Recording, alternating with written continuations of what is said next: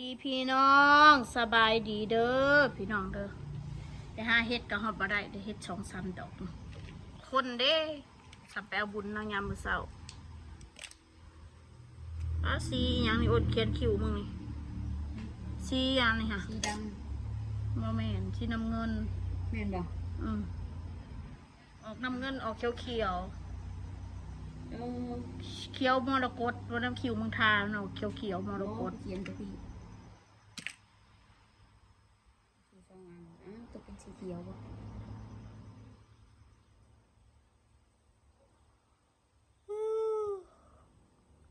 เอามาบ้านเนี่ยเอาเฮ็ดยังชิเมียนให้บ่เขาเขียนอยู่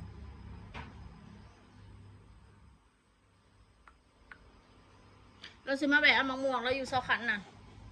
เอาไปกินแล้วกูจะทานเห็ดมันจะน่าเห็นเด้อแล้วไปใช้จากมาแหวนเหมือนแสดงผมเมื่อรักษาฮกแสดงไปพี่ไปห้าโมงพี่กลางกุศิเมื่อหาซาแวไปหาป่าเข้าป่าเฮ็ดถ้ากลับมาสิบะแบะเอามะม่วงเราบอกค่ะคนเมื่อบ้านคนบ่บ้านสิแหล่ปุ๊แม่นเอารถไปส่งเขา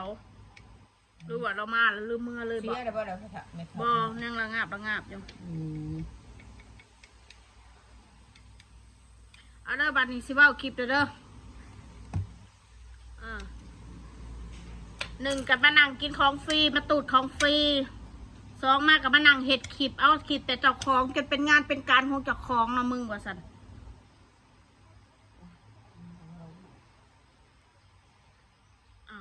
มันเว้าเนาะกูไม่ได้เว้ามานั่งกินข้าวเฮือนเขาจนเป็นงานของเจ้าของแล้ววะกูสิบอกมึงหายเด้อพวกกูนั่งกินปนกบกับเงินกูนี่แหละซื้อกบมันไม่เงินไปดอกเงินกูนี่เด้อกินเป็ดเมื่อวานนี่2 โตกูก็สิเว้าอีกเว้าแล้วเว้าอีกกับกูนี่แหละซื้อ2 โตนั่นเด้อกูก็สิเว้าอีก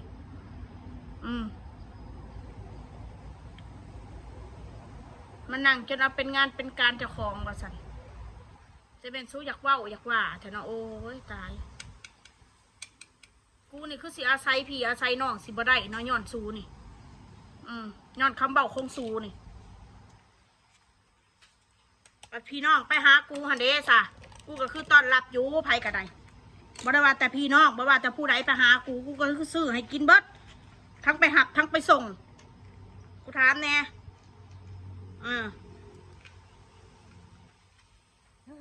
สนใจทำไมเหมือนพี่น้องเขาพี่น้องเขาเฮ้ย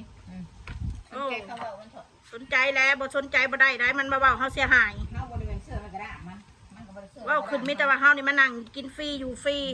กินของฟรีฟรีแม่มึงบอกบ่มีของฟรีดอกในโลกไปนี่กูสิบอกไว้ให้กบกับสิซื้อมาได้กินซื้อมาได้สแต็กกับเบิดเงินเป็น100คือกันซื้อกบมาปนกันถึงแม้มันสิเป็นราคาบ่แพงก็สร้างเป็ดคือกันถ้าบ่ซื้อก็บ่มีผู้ใดซื้อให้สแต็กซื้อเองเข้าใจไว้เด้อเจ้าแม่คือแม่เจ้าบ่แม่น้องมันบ่แม่แม่มันสนใจคำเบามันเถอะเดือดร้อนมันห่างตอนนั้นสิมาห่างซ้ำมันนั่งเฮ็ดเอาเป็นเอางานเป็นการเป็นงานว่าสั่นมานั่งกินของหมูจนเป็นงานเป็นการว่าสั่นกูน่ะบ่หน้าด้านพนันดอกถ้าเป็นของคนอื่นซื้อนะคือการกับพิซซ่าเมื่อวานนี่นางอ้นมันซื้อมาสู่ลูกมันกินนะก็ว่ากูได้นั่งแขวแห้งอยากกินพิซซ่าอ่ะกูของสำนั่นแบบนั้นก็ว่าสิกูกินจนเบื่อนะของแบบนั้นฮะประเทศไทยมันมาละอึด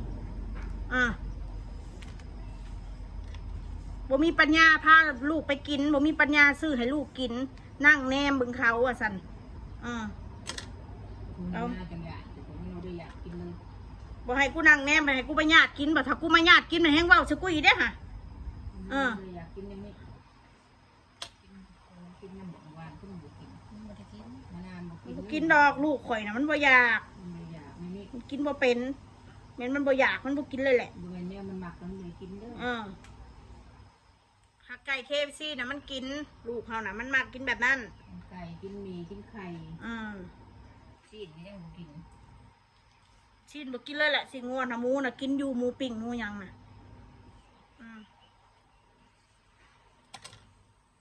ของที่กูเอามานั่งเฮ็ดคลิปนะกูซื้อเองทั้งนั้นเด้อกูไม่ได้เอาเงินภายดอกกูซื้อเองทั้งนั้น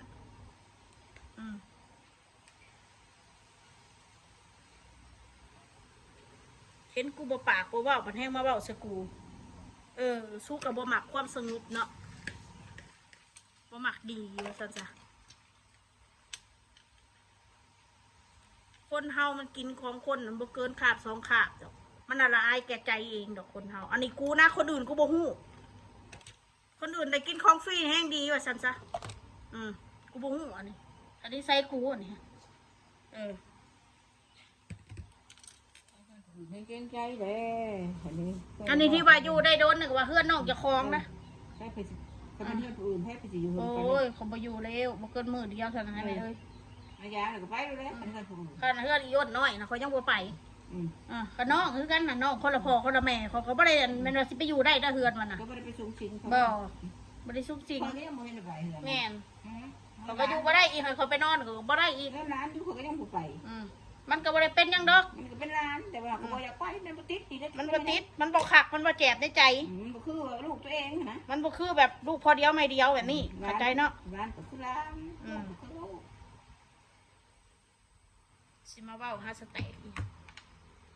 มานั่งเฮ็ดคลิปเอาเป็นเอากันถ่ายคลิปกินเพื่อนคนจนเอาเป็นงานเป็นการของเจ้าของว่าซั่นโอ้ยอิจฉาเนาะภาษาถ่ายคลิปยอดวิวหลายกับใครเนี่ยเถาะยอดวิว5-6-700บอกขยันมันก็ไม่ได้ดอกเฮ็ด YouTube มาคุณสิบอกไว้ซะเฮ็ดไปซื่อๆนี่แหละ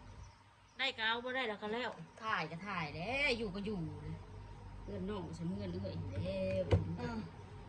ทำเหมือนเป็นเจ้าของบ้านบุดหนึ่งก็ได้ยึดไปเลยยึดครองไปเลยว่าสันบอกใส่ใจมึงไม่ว่าใส่ใจกูไม่ได้เงินดอกกูรู้อยู่ว่ากูอยู่ในขอบเขตยังว่าสันนี่มันจะออกมาว่ามันก็ได้พอดีจะน้ำมึงแล้วกันแม่นกูบ่ว่ามันก็มีประเด็นมึงบ่ว่ามันยังเอามึงไปเห็ดพี่บ้าพี่บอน่ะบ่เห็นบ่เอาอีแม่ไปเห็ดพี่บ้าพี่บอน่ะว่าอียังสุมเจ้านั่นมันหาคนเห็นนะมันยังใส่ไล่ใส่ไฟเป็นตัวทีบทะแดนมันท่าตบท่าตีอยู่บ่เห็นบ่หันขามาเล่ากับวันนี้หัวสุกหัวซนเมื่อยังทำประเทศเพิ่นทำเป็นรัฐบาลคำสั่งเพิ่นให้อยู่ได้ก็ได้อยู่บ่ได้ก็บ่ได้คำสั่งเก่งคำสั่งเป็นพิษาคำสั่งได้สั่งขี้ม้อยทั้งหลายเพิ่นสิสั่งปากเก่งปัจจุบันพิมพ์มันเขาเอิ้นปากหยังมันน่ะปากมาแนวนั้นบ่แม่ปากมาปากมาปากทรงห้องปากมาปากก็มีการศึกษาคนมีการศึกษาเขาสิว่าเขาต้องโตเป็นอย่างนี้คนมีการศึกษาไม่ใช่มาหลิงโค้งแล้วนี่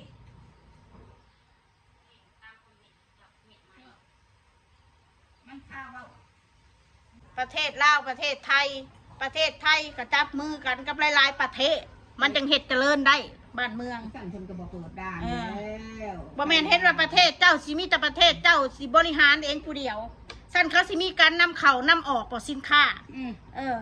ก็ย้อนว่าหมุนเวียนกันค้าขายนำกันทำธุรกิจร่วมกันบ้านพี่เมืองนอกต่างชาติเขากับประเทศใดที่มันเจริญประเทศใดที่ลงทุนแล้วมันนั่นนี่ได้กำไรเขาก็มาลงทุนหุ้นลงทุนนั่นนี่ภาษาไทยภาษาลาวอันเดียวฝรั่งอังกฤษจุดบริเลียนค่ะจุดบ่เป็นก็ทำภาษาไทยไปจะว่าบ่เป็นไปจะเขียนบ่เป็นไทยลาวเขาไม่ได้เป็นแล้วก็พอเป็นพอได้อยู่อีกหน่อยพอซ้อยังอ่านออกนะภาษาไทยอยู่นะ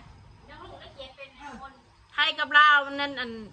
มันคล้ายๆคือกันแต่ไทยอย่างเงี้ยภาษาลาวง่ายแล้วยังบ่อยากเป็นสำเล่าอ่านภาษาไทยได้ที่ว่าพิมพ์ไปมันพิมพ์ถือซื่อๆมันพิมพ์บ่เป็นดอกพิมพ์เป็นแต่มันพิมพ์ถือมันเกิดมันก็เป็นนำตัวพิมพ์มันคือมันก็พลาดไปคนถ้าพิมพ์ขามแล้วเธอก็ได้คิดก่อนผัดขามไปก่อนแล้วไปสั่นน่ะตรงนี้น่ะเป็นนั่นมันแหวนมันเป็นดอกอันนี้ว่าเฉพาะผู้ว่าเด้อหรือว่าภาพรวมเอาเฉพาะอีผู้มันคอมเมนต์มาหันว่าเฉพาะบุคคลผู้มันปากทำไมเจ๊ปากก็งอผู้มักว่าสมูก็ไปใต้จากซอยน้ำลูกน้ำเต้าอยู่ดอกก็เป็นอะไรมันอดบ่ได้มันลูกว่าแล้วมันก็มึนถ้าเขามานั่งกินนะมิตรว่าเฮาเนี่ยเอาของคนอื่นมานั่งเห็ดคลิปนะเฮาขี้เดียดดูซื่อๆคือจังว่าสร้างจังว่าอยากว่าใส่จะเห็ดคือจังหายสร้างปากเขาเห็ดแต่เขาเหมาะแม่กินเขาขอบครัวเขาก็หมดไปด่าไปปล่อยทุกคนบูจักคนอีก เพิ่นมาด่าเอง กูก็บ่แม่นคนดีแต่กูก็บ่ไปหาเว้าให้ไผก่อน มีไผดอกอันที่ว่าดูซื่อๆหมู่มาเว้าให้แลนสิบ่เว้าหยังตอกมันบ่มีนักในโลกในหมดในโลกมันจังจัก เอาซ้ำนี่แล้วเด้อ